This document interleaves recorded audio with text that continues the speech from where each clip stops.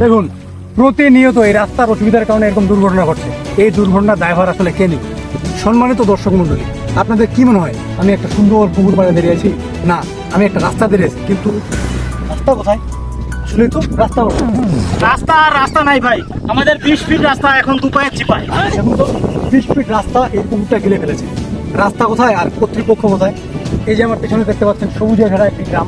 এই গ্রামে প্রায় 3000 মানুষের বসবাস। এই 3000 মানুষের প্রধান চলাচলের মাধ্যম হলো এই রাস্তা। এই রাস্তার কেউ একজন মানুষ যদি অসুস্থ হয় তাহলে সে কোন পাশ দিয়ে যাবে? সে যদি অন্য পাশ দিয়ে ঘুরে যায় তাহলে চিকিৎসা নিতে তার দেরি হতে পারে এবং তার জীবন সংকটাপূর্ণ হতে পারে। তাহলে এই প্রধান রাস্তা যদি তারা ব্যবহার করতে না পারে তাদের জীবন সংকটে পড়ে যাবে। তাহলে আমাদের এই রাস্তার ভবিষ্যৎ কী হবে? এটা নিয়ে কি আমাদের কথা বলা উচিত নয়? বর্তমান রাস্তাটার যে পরিস্থিতি, এই রাস্তা দিয়ে একটা ভ্যান, অটো অথবা রিক্সা যাইতে পারবে না। এমনকি রাতে যদি মানুষ একাই সাইকেল নিয়ে আসে তাও পড়ে যাওয়ার সম্ভাবনা আছে। দেখেন এই যে কতটুকু রাস্তা, এই পাশে পানি এবং বিশাল গভীরতা এখানে। আলাপ, এই যে আমরা আপনাদের এই রাস্তায় পরিদর্শনে আসছি, বুঝছেন? তো আমরা তো আসছি ওই পাড়া থেকে, আর আপনাদের এই পাড়ার রাস্তার এই অবস্থা, বাজে অবস্থা। তো এই যে খারাপ অবস্থা, এটাতে আপনাদের কি কি অসুবিধা হচ্ছে একটু যদি বলেন। অসুবিধা তো অনেক কিছুই, এরকম যেমন চলাচল একদমই বেহাল। আচ্ছা, এর চেয়ে আর অসুবিধা কি থাকে? লোক এটা দিয়ে কি একটা অটো যেতে পারবে? না, সাইকেল সাইকেল নিয়ে যাওয়া বৃষ্টি হলে যাওয়া দিক শুনে। আচ্ছা, আমরা শুনছিলাম যে এই রাস্তার একটা বাজেট হওয়ার কথা ছিল, বাজেটটা কই? এখন বাজেট খাই ফেলছি সব। বাজেট খাই ফেলছে না? তাছাড়া কিন্তু কয়েকবার বাজেট আসেছিল, কয়েকবার এগুলা ফিতা নিয়ে দৌড়াদৌড়ি করলে কিন্তু কোনো লাভ তো হলো না একবার।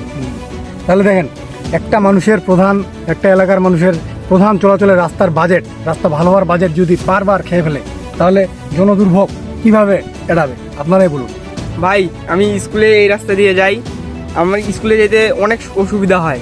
বেশ কয়েকবার আমি বই খাতা নিয়ে পড়ে গেছি, আমার বই খাতা ভিজে গেছে। আমরা এই রাস্তা দিয়ে প্রতিদিনে বাজার যাতায়াত করি। যে রাস্তার বেহাল দশা, বাজার যাতায়াত করার খুব সমস্যা। রাস্তাটা কি অবস্থা একবার দেখেন আপনারা। চলাচলের খুব সমস্যা এই রাস্তায়। অতএব রাস্তাটা আমাদের জরুরি। রাস্তাটা ভেঙে গেছে, যাওয়া যায় না। বর্ষাকালে এমন কাদা, সাইকেল নিয়েও যাইতে পারি না। আমি একটা ক্ষুদ্র নাগরিক হিসাবে এই সরকারকে অনুরোধ জানাই যেন রাস্তাটা দ্রুত হয়। দেখেন, আর রাস্তাটা ছিল 20 ফিট, এখন হয়ে গেছে ভাঙে কতটুকু হয়ে গেছে দেখেন আপনারা। এই রাস্তা দিয়ে মানুষ চলাচল করা সম্ভব না। আমিও বেশ কয়েকবার পড়ে গেছি এই রাস্তা দিয়ে। আমি কিন্তু এই রাস্তা দিয়ে কাজে যাই, আমি একজন ভুক্তভোগী নাগরিক। এটা রাস্তা যেন তাড়াতাড়ি ঠিক করা হয়। এই রাস্তাটা দিয়ে মানুষ চলাচল করা সম্ভব না, আর রাস্তাটা যেন খুব তাড়াতাড়ি আমাদেরকে কমপ্লিট করে দেওয়া হয়। আমি একজন সার্ভিস সিস্টেম ব্যবসায়ী। আমি এই রাস্তা দিয়ে প্রতিদিন মালামাল যায় আমার ভাড়া। তো এই রাস্তা ভাঙে যাওয়ার কারণে আমার ব্যবসা একবার বন্ধ হয়ে গেছে। যেন এই রাস্তা তাড়াতাড়ি ঠিক করা হয়। এই যে আমাদের চাকলা এখান থেকে একদম চাকলা মোকাম পর্যন্ত, নদীর পর্যন্ত রাস্তাটা আমাদের খুব খারাপ।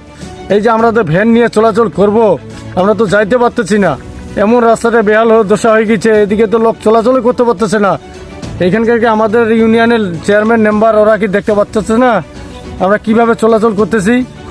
ওরা তো একটু যদি আমাদেরকে হেল্প করে তাহলে তো আমাদের রাস্তাটা ঠিক হয়ে যায়।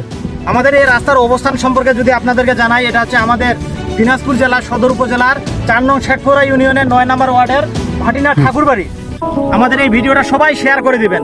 শেয়ারের মাধ্যমে ভিডিওটা সবার মাঝে ছড়িয়ে পড়বে এবং আমি আশা করি ভিডিওটা বেশি করে ছড়িয়ে পড়লে আমরা এর থেকে উপকৃত হতেও পারি। কি বলেন আপনারা? বেশি করে শেয়ার করে দেন।